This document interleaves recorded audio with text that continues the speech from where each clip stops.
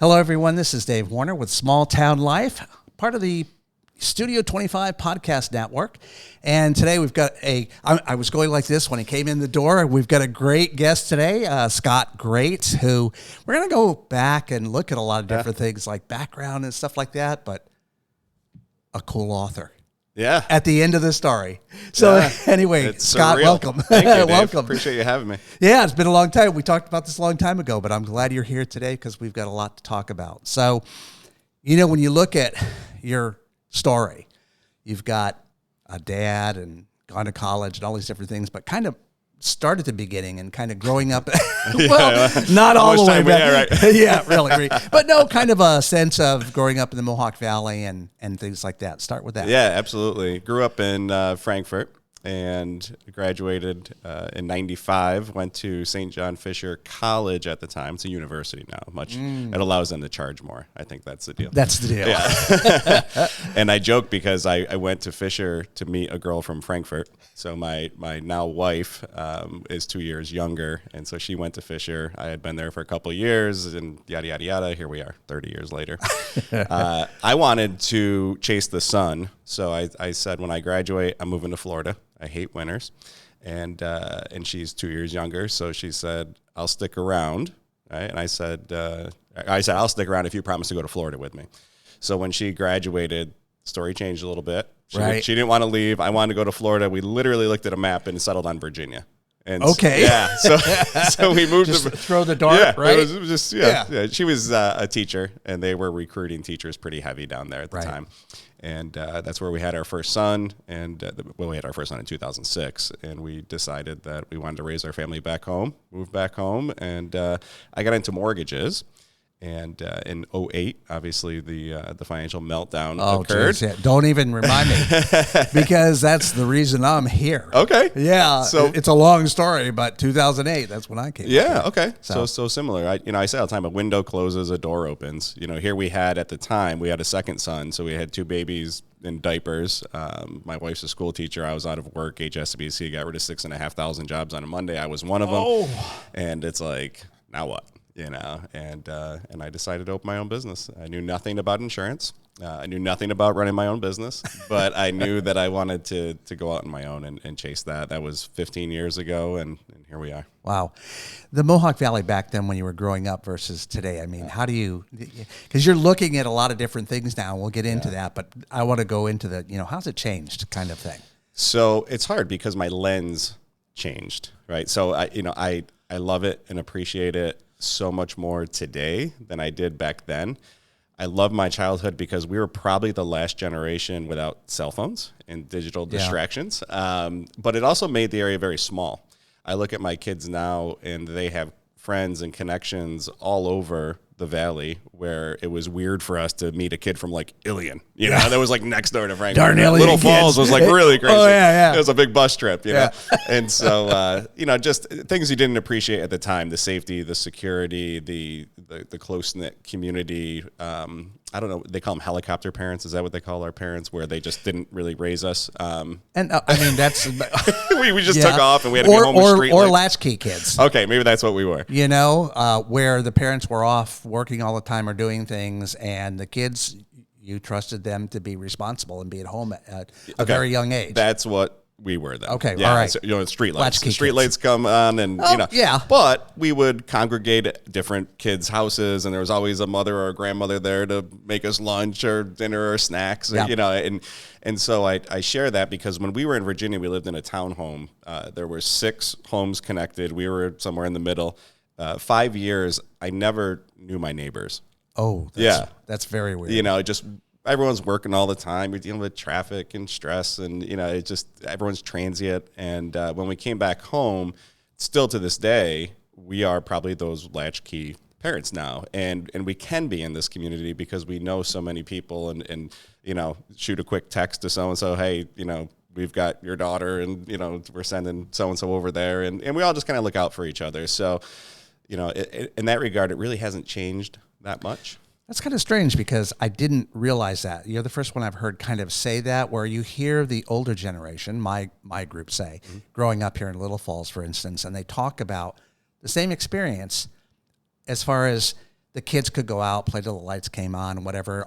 When they were in a neighborhood, all the people there kept an eye on them and reported if they got in any trouble. I didn't realize that was going on today, kind of thing, but that now you have that immediacy of, your kid's in trouble down here. Yeah. The other thing we have, and before we had it, when the technology first started, the tracking technology, we were like, we're not going to do that.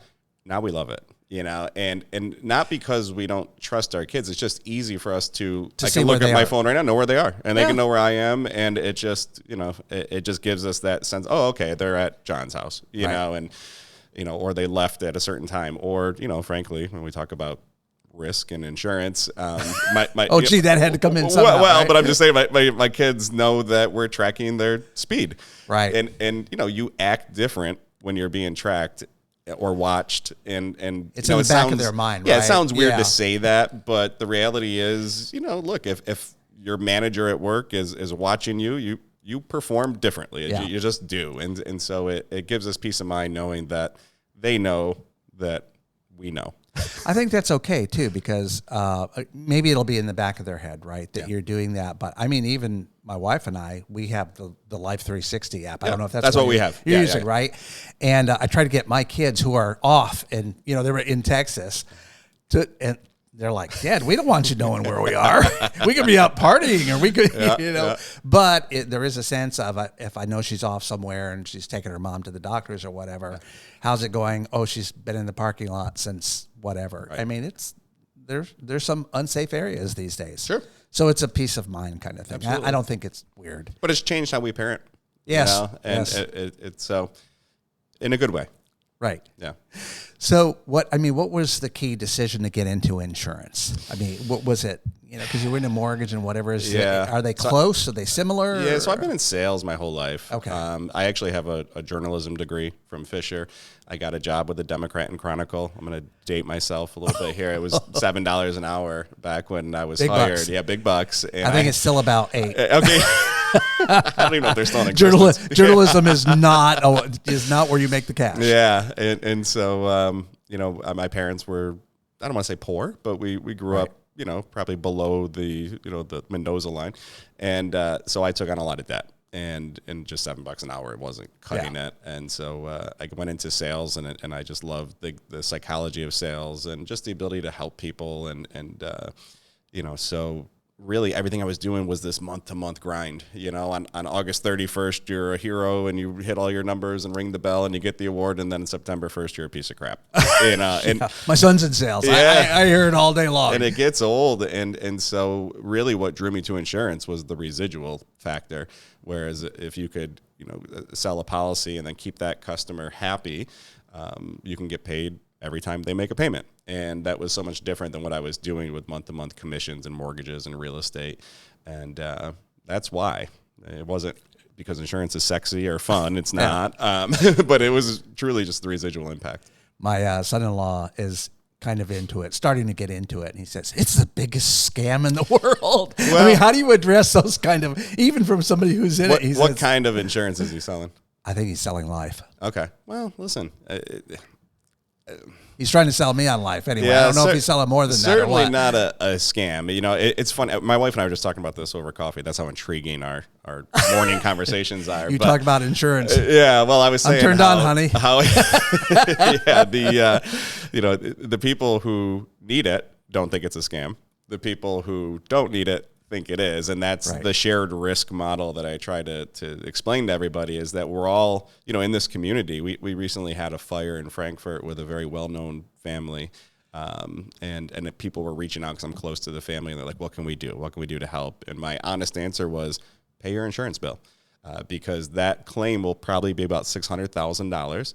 And if 600 people in the community are all paying $1,000 for their insurance this year, it's all going to that family. And that's how the shared. That's an interesting way to do it. That's how the shared risk model works. We all put money into a pool, and when someone needs it, they take it out.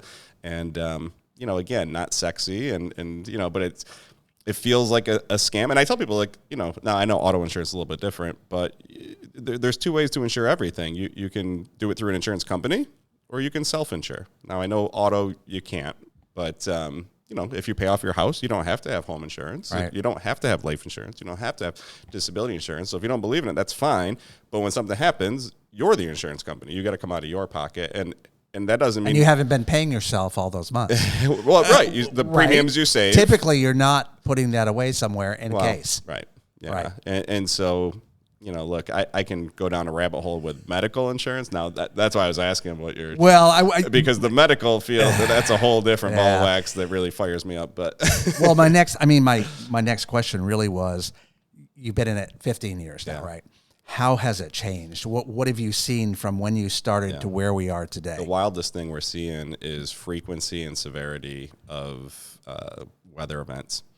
And, really? And I don't understand global warming. I don't climate change. I'm not ignorant to the fact that things are happening, and they always have, right? Yeah, for 4 billion years. Right, I mean, Africa used to be just south of us, so, things have changed. And the caps used to be green areas with animals. I mean, all right. So, I don't know the details, but I do know that as of this recording, there's been almost 30 tornadoes in New York this summer. That is very weird. And we're not a tornado state, you know, and we had less than 10 inches of snow last winter. It's just things are weird. But the weather events have increased. Right. Even if you look at the rain recently, it's like the doors open and buckets of water just pour out straight down. The winds. Yeah. And you're like, what? And there was a photo shoot here Wednesday, and literally 1 minute it was sunny, and the next minute it was just pouring down rain, and it was crazy. They were trying to get this video and stills, and it was changing minute by minute.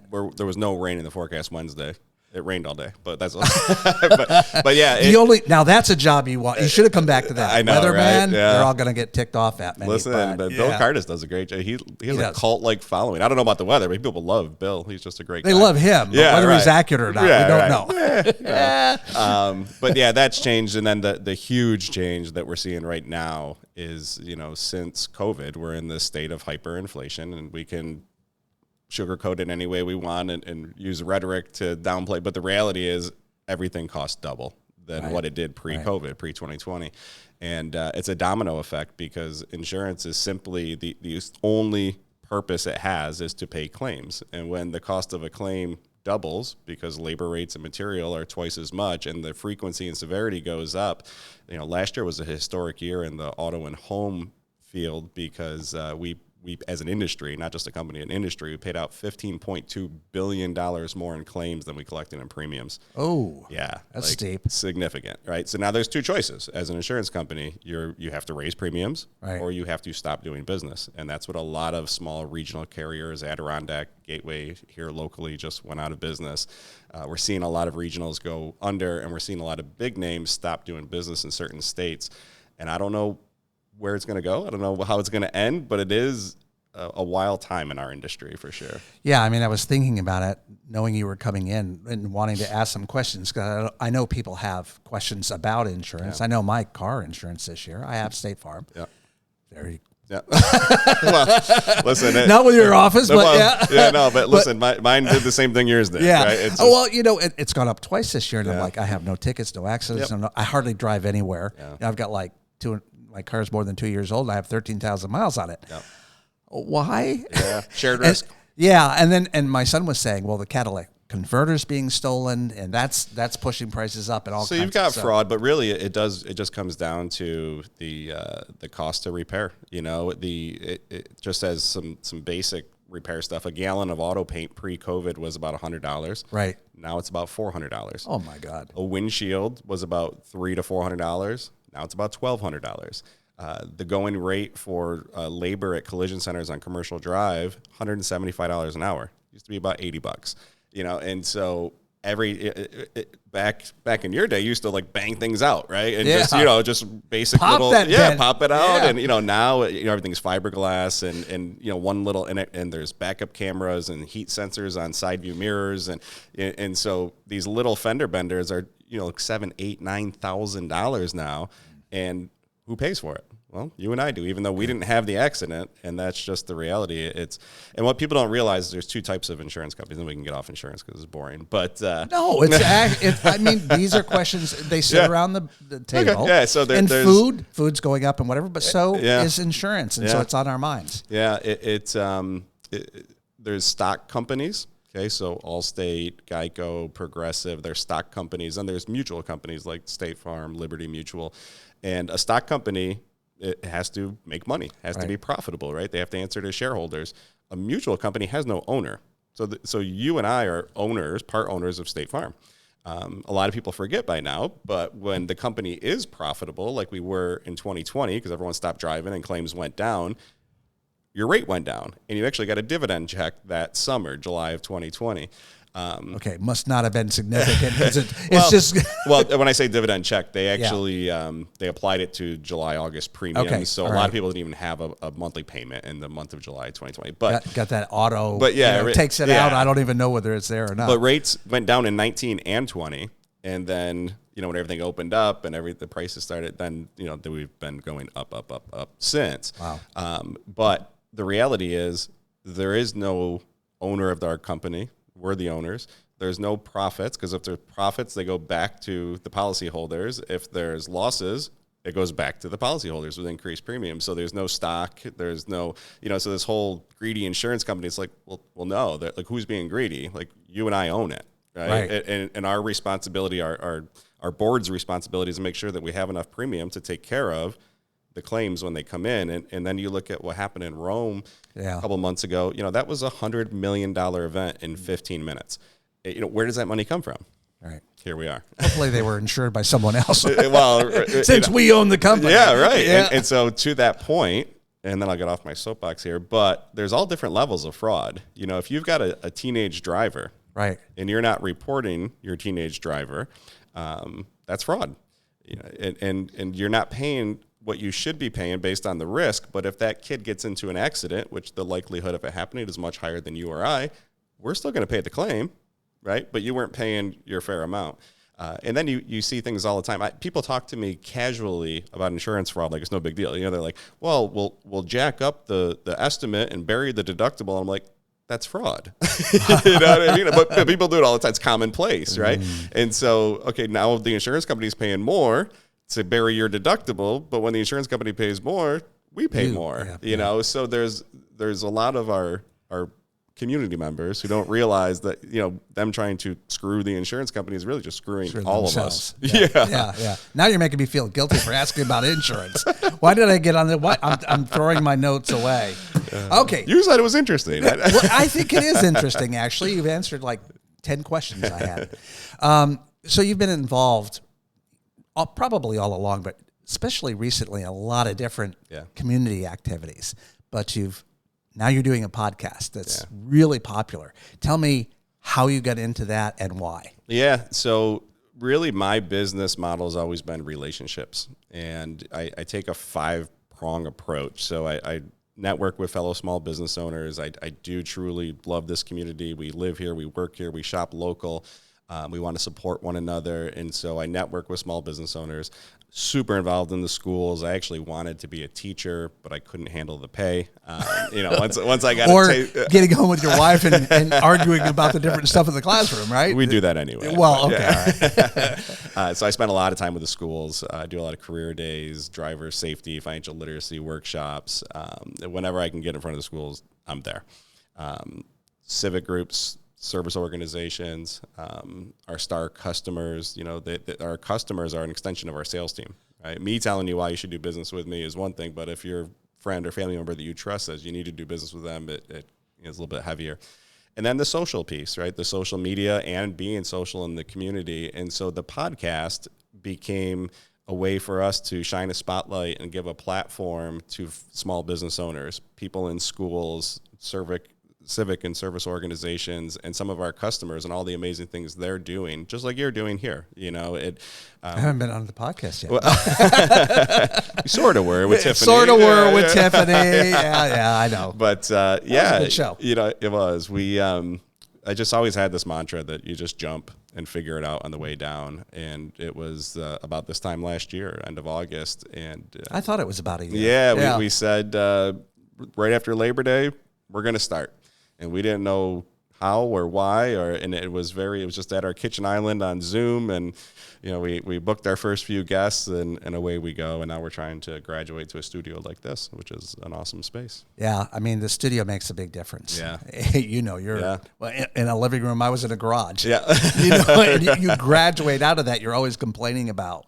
Even here, though, I could make this better. I could make that better. It's the curse of the Type A. Yeah, we're that. Yeah. So how's it been going so far, or where do you see it going? Yeah, it's a great question. Really, where I see it going is everything is all about personal branding, especially in this digitally dominated world, right? And even with my company, like everyone knows the company, and I'm all for the company, but I need people to know me and want to do business with me personally. And so I'm all about bolstering the personal brand. So really where I think it can go is a lot of this stuff is big budget. And if we can kind of create a co-op, if you will, with people who want to come into studio and shoot some content, and then we can chop it up for them and at least get them on social media and their website, and really just create this community of brand building. So that's the idea. We'll see. We'll see. Right now, as of this very moment. Yeah. Until you walk out the door. I got this great idea. Yeah. Ideas are never a problem. Yeah. It's execution and logistics. So when you did your journalism, did you expect to become a writer? Yeah, I've always loved to write. I really have. Really? I hate it. Why don't you just, I like the video, photos. I've evolved to that. And a lot of what I do now, even when I'm quote unquote writing, is I'm speaking into my phone, which is transcribing my words, and then I can go through and edit because I'm a slow typer. And sometimes my thoughts get ahead of how fast I can type. And so I like to speak my writing and then use software to transcribe it and then edit it from there. But even with text messages, I do a lot of voice texting. It's just easier for me to talk than to type. And my handwriting, forget it. I can't even read. You can't even read your own. I can't. I'm there with you. Yeah. It's like, I'm looking at my notes now that I handwrite. But I like handwriting because I remember better. Maybe. Yeah. Listen, I handwrite too. I just can't read it. So how many books have you done? So this was my third. This is your third one. So how did the first two do? Because we're talking about your big time, USA Today's, bestseller list. Yeah. But how about the two prior to that? Yeah, it really is. It was a 7-year journey to get here because you have to build your resume, you have to build your credibility, you have to build your audience. And the first two were self-published, and this one was with a traditional publisher. Whole different experience. And for a traditional publisher to bring you on, really all they care about is your audience, because they are now vested in the success of the book, and they get a percentage, and so they want to know how many books can you sell. So really, it took me the first two, among some other things, to build the audience to be able to have a legit publishing company who can get you into all the major retailers, Barnes & Noble, Books A Million, Target, airports, to be able to say, okay, we'll fund this project and give you a team, which was a really cool experience. I had a team of 4 or 5 that I met with weekly, professional writers. I thought I was a writer until I started meeting with these people, and I'm like, wow. These people. Were they all writers, or did they have different skill sets? They had different skill sets. So, one kind of a graphic artist, one was a technical writer, one was more of a creative, one was the editor. So, it was cool because they would give me a set of questions, and I would answer the questions, and then we'd get on a Zoom call once a week, and we would just have interviews, conversations. And then they would ask me for some sample pieces, and then they would take it and they would write, and then we would kind of go back and forth. I had final say. Right. But the reality is almost every book that's out there that you and I know about, it's ghost written at some level. And then we're talking about this, referrals done right. I didn't hold it up for the camera up here, but I mean, and your media push for it has been incredible. Yeah, that's Robert Kiyosaki. I hope I didn't mess that up. Rich Dad, Poor Dad. Someone once said to him, "I can't believe you've had a New York Times bestseller this book's New York Times bestseller for as long as it has. It's awful. Like he was like critiquing the writing and said, it's just really slamming them. And Robert looked at him and he goes, "It's the New York Times bestseller list." And, really and that's not to downplay that, the content shouldn't be important, but to your point, this was a 10-month process with marketing and rollout to get people to buy it. We had over 4,000 copies sold before it hit the market. Wow. Which, really is all really about good sales and marketing. Yeah. And that's really the only way you can get on these lists is you've got to dominate the first couple of weeks, and you do that through pre-sales. So it was a really wild process about, just building the audience, guesting on a bunch of podcasts. I started the Referrals Done Right podcast to help build that audience, really build the social following, and then just the marketing blitz every single day. I love the one you just did. I want to say it was yesterday or the day before, where you were walking around and thanking people. Yeah. And he said, "I'm ahead of Stephen King." But you added a qualifier. And that was? Yeah, his lifetime body of work, he's ahead of me. But last week, I was ahead of Stephen King. Let's stop Play the horns. Yeah. But it really was humbling, and something that we set as a goal. But if I'm being honest, I didn't think it was realistic. I don't think the average person knows what goes into that. So the average book sells about 100 copies. That's it. That's it. About 100 copies. Yeah, is the average. So a lot of them don't even get to 100 copies. So to hit one of those lists, 4,000 or 5,000 copies in a week is really the number, and the algorithm. It's not just like a certain number. It's the algorithm and where the sales come from. So you can't, like, because a rich person could just buy them all, right? That's true. Tony Robbins could just buy 10,000 copies. His own book. Yeah. But they look at individual sales from different retailers to get a scope of, is this a true organically purchased best-selling book? And so it's that's interesting. Yeah, it's a challenge. So you pumping the 315 to go buy your book might not be as helpful as everybody else finding out about it. So what I didn't share on this podcast is in 2017 I started a sales training consulting company called Insurance Agency Optimization to help other small business owners, other small insurance agencies run their business more efficiently, train their employees, and that's grown. And really that audience is about 12,000 at this point. So that took me 7 years to build that group. So the bulk of the sales. So you told all of them, go get the darn book. Absolutely. Yeah. I mean, no doubt. Like that is so of the 4,000 copies, my guess is probably 3,500 were insurance agents across the country, which is great. But you got to build that trust. You got to build that audience, that community. And it takes years. Like it's. Oh, wow. Yeah. What's the next step? Is there another book in your mind? Or probably like you, there's countless books in my mind. No, not books, because that would entail writing. Well, yeah, but I just told you can get a ghostwriter. You can talk it out, and they'll do the writing for you. That's interesting thought. Yeah. I had never thought about that. Oh, it's a huge industry. I do like writing my own stuff, not stuff for other people, right? So I have a Substack, and everybody says that when I write there, it's far better than what I do here. But that's because I'm writing about what I'm passionate about. Yeah. As opposed to I'm telling you a story about somebody doing something kind of thing, right? So, I mean, it makes a big difference. If you got to be passionate about the work, or else it just doesn't. It's a grind. Like you won't stick with it if you're not passionate about it, because I'm an early bird. I'm up 4:45, 5 a.m. and that's quiet time. 3 kids in the house. And that lasts for what, 30 minutes? Well, it's hard to get them out of bed. So right. But about an hour and a half, solid hour and a half every morning for about 6 months was my writing time, and that was my dedicated writing time. And then they're obviously throughout the day and sometimes later at night. But it's a commitment, and it's one of those things where once you read it, when it's in print, it's like the worst thing you could do, because you're like, I wish I could change this, or I should have added that, or it's like you're just. What about a Kindle version? I mean, it's out there. Yeah. Okay, is it in Kindle? It's on Kindle. It's on paperback. It's in hardcover. And the cool thing is, I actually have a voice actor that's reading it for me. You can read it on audio yourself. Really? It's on audiobooks? It's on Lux. It will Audible, be. I mean, It's the bestseller list doesn't count anything but hardcovers.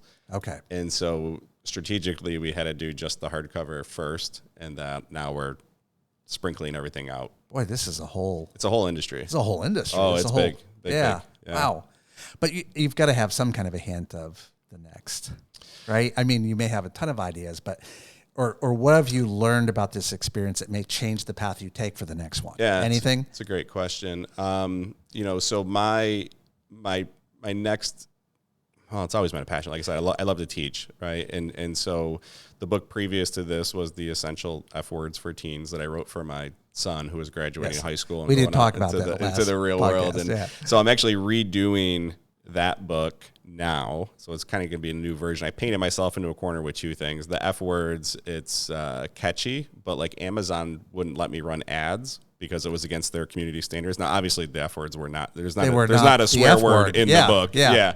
So that's interesting. Yeah, it went against their community standards. They wouldn't let me advertise. Look at the content, people. It's about the content. Yeah. So it's becoming career after classroom. So, and it's really going to be for any student who's transitioning out of this. So it could be leaving college, it could be leaving high school, it could be leaving vocational school, it could be dropping out of school. But whenever you transition from classroom to real world, there's just some common denominator, success habits and life skills, no matter what they're doing, that will reign true. And really, schools are great at teaching kids what to think, but in the real world, you have to know how to think, and talking about principles like adaptability and critical thinking and discernment are really the focus. I tell them it's not a preachy book, right? In the introduction, I'm like, I'm not going to preach anything here. I'm just going to share with you, there's going to be some things that are going to happen in your life. And you're going to hit some crossroads and you're going to have to make a decision. And I just want to help them figure out how to think through those decisions and ultimately do what's best for them.